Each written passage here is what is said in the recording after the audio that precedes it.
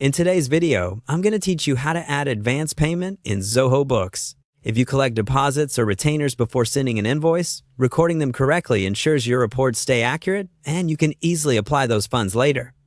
Let's walk through it clearly from start to finish. Begin on your Zoho Books dashboard. This is your home base where you can see your overall financial snapshot.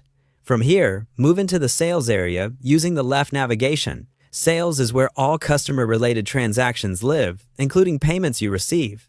Next, open customers. This takes you to your customer list. Find and select the customer who is sending the advance. You can use the search bar if you have a long list. Selecting the right customer is important because the advance will be tied to this profile and available to apply to their future invoices. Once you're on the customer's page, switch to the Transactions section. This tab gathers everything for that customer in one place: quotes, invoices, and payments, so you can keep context while you work. Within Transactions, look for the Customer Payments area and click New. This is where you'll record the advance. If Zoho Books prompts you, choose the option that indicates an advance or a payment without an invoice. That tells the system you're accepting money now that you'll apply to an invoice later. Fill in the required details carefully.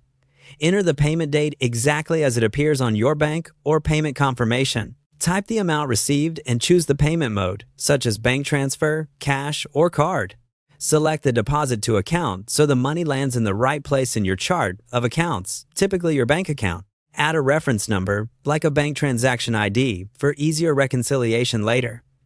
If your organization uses multiple currencies, confirm the currency matches the customer's profile. You can also add an internal note explaining what the advance is for, such as a project name or retainer agreement terms. Make sure you don't apply the payment to any open invoices at this stage. Leaving it unapplied keeps it correctly categorized as an advance.